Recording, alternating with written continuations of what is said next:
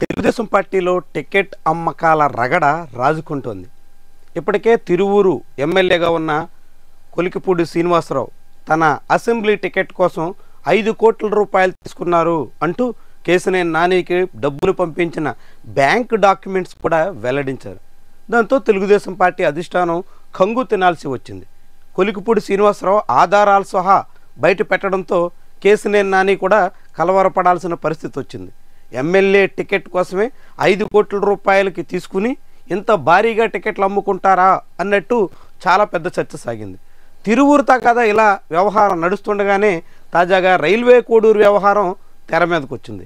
ఈసారి Telugu Desam party NRI విభాగం నేత వేమన సతీష్ ఈ దందాకి పాల్పడినట్టు ఆరోపణలు వస్తున్నాయి. ఏకంగా రైల్వే కోడూరు టికెట్ కోసం 7 కోట్ల రూపాయలు వసూలు చేశారు అంటూ సుధామాధవి అనే మహిళ వీధికెక్కారు. ఆమె నేరుగా మీడియా సమావేశం ఏర్పాటు చేసి టీడీపీ నేతల మీద తీవ్ర ఆరోపణ చేశారు.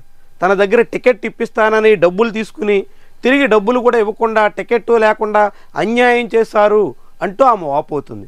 ఈ సమస్యను టీడీపీ అధిష్టానం దగ్గరికి చెప్పుకోవడానికి వెళ్ళినా కనీసం కూడా స్పందన లేదు అన్నట్టుగా చెప్పుకొస్తోంది. మరి ఇప్పుడు ఈ ఉదంతం తెలుగుదేశం పార్టీలో ఎలాంటి చర్చకు దారితీస్తుంది అన్నది ఆసక్తికరంగా మారింది.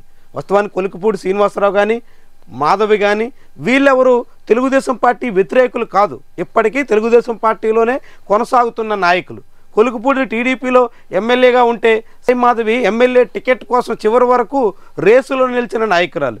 వీళ్ళిద్దరూ టీడీపీ వాళ్లే భారీగా మా దగ్గర డబ్బులు గుంజుకున్నారు అంటూ ఆరోపించడం చాలా ఆసక్తికరంగా కనిపిస్తుంది. 2 ఎస్సీ రిజర్వ్డ్ స్థానాలు తిరువూరు టీడీపీ ఖాతాలో దక్కిన రైల్వే కోడూరు మాత్రం జనసేన పార్టీకి చేరడంతో ఆ పార్టీ తరపున అక్కడ అభ్యర్థిని బరిలో దింపే అవకాశం రావడం టీడీపీ ఆశావాహులు నిరాశకు గురి కావడానికి ప్రధాన కారణం. మరి ఇప్పుడు మాధవ్ దగ్గర నిజంగానే సతీష్ వేమన అనే తెలుగుదేశం పార్టీ ఎన్ఆర్ఐ విభాగం నేత డబ్బులు వసూలు చేస్తుంటే మరి ఆ డబ్బులు తిరిగి చెల్లించాలి కదా.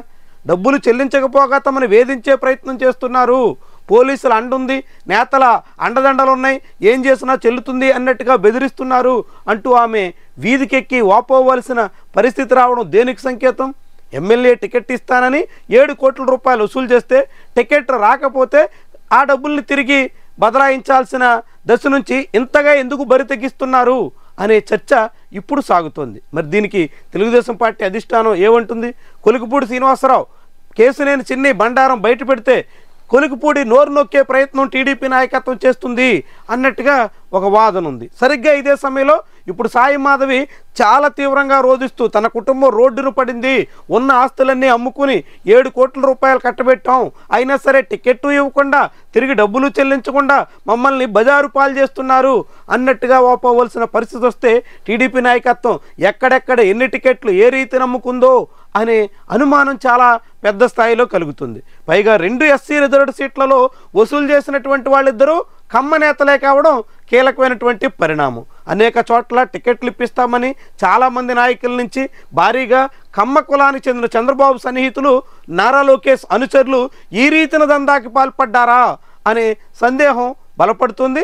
మరి టీడీపీ నాయకత్వం ఈ పరిణామాల మీద ఎలా స్పందిస్తుంది, ఏ రీతిన బాధితురాలకి న్యాయం చేస్తుంది, 7 కోట్ల రూపాయలు వసూలు చేసిన వ్యక్తి దగ్గర నుంచి తిరిగి చెల్లించే ప్రక్రియకు ఎలాంటి ప్రయత్నాలు చేస్తుంది, ఇవన్నీ కూడా కీలకమైనటువంటి అంశం.